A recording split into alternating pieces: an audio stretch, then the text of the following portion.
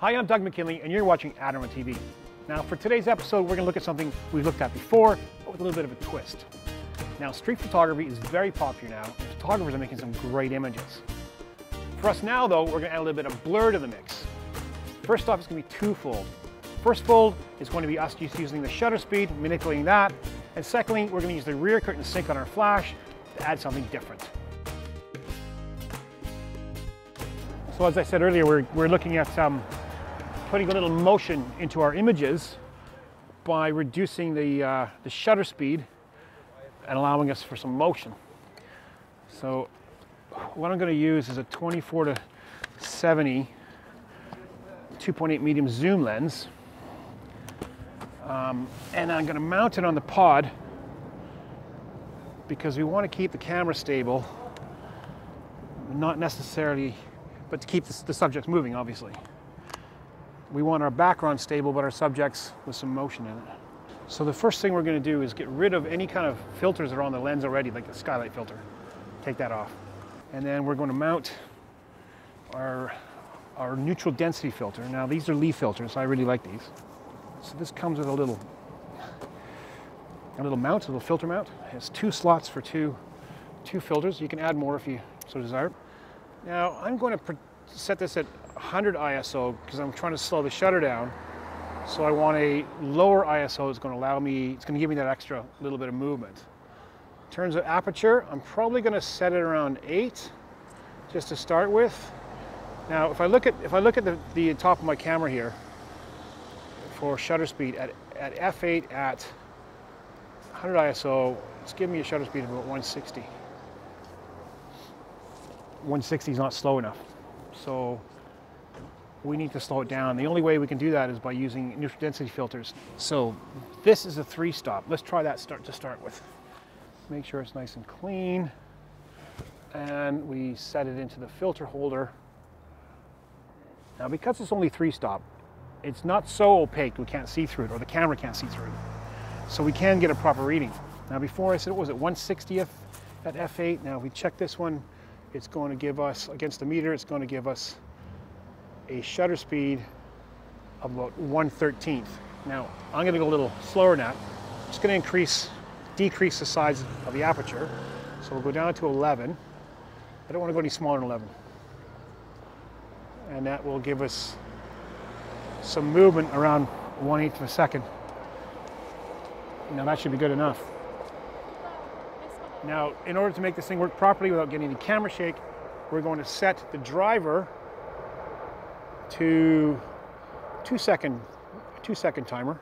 So when we press the shutter button, it'll take 2 seconds for the shutter to open, produce the image, and hopefully get some blur. Keep in mind though, with SLR cameras, you're going to get some light leakage in the back, so you need to cover that up with something. A lot of people use a bit of gaffer tape. I don't have any, so I'm using my bus pass. I'm just going to set that over top. That will block the light coming out. Then I'm going to wait for my subject. And that's about it. It's a matter of adjustment from there. You might have to change the filter. You maybe have to have a stronger filter or one that's not quite as strong, depending on the light around us. Now today is a bit of an overcast day. It's working really in our favor. It's allowing us for nice even light for starters, plus is allowing us to slow that shutter down a little better than it would if it was a sunny, bright day.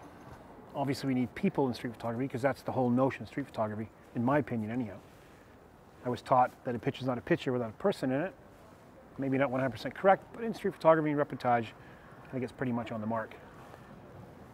Part of that though is waiting for the right moment, waiting for those people to come into the shot that you want to get a shot of.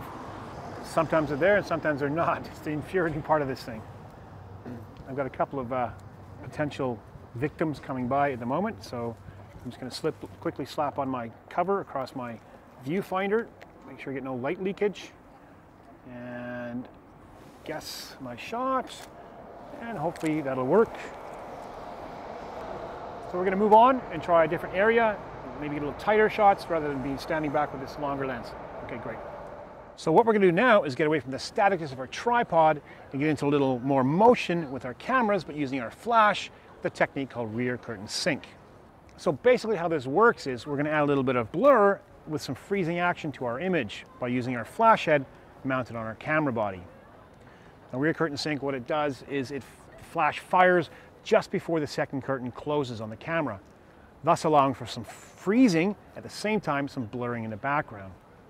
It's a pretty easy technique. Now, like our last technique, it does depend on the light.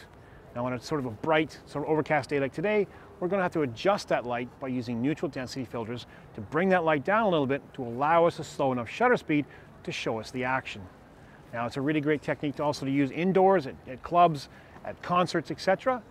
Will give you that really great blur, but with that really tight freezing as well.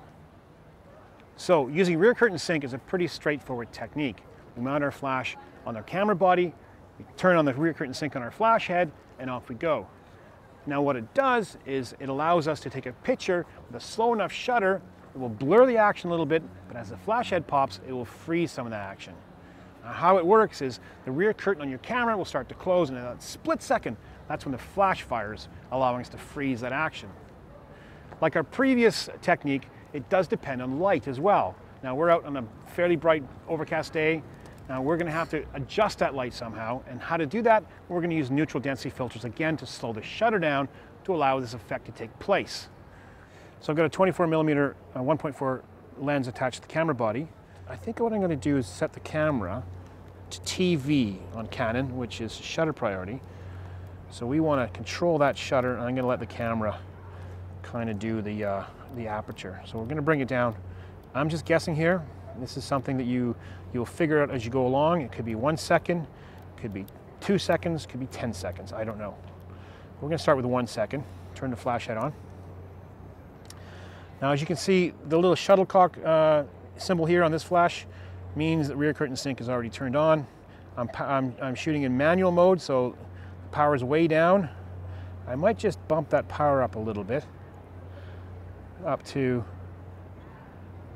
1/16 of power, and then go from there. Okay, going to turn the head down a little bit.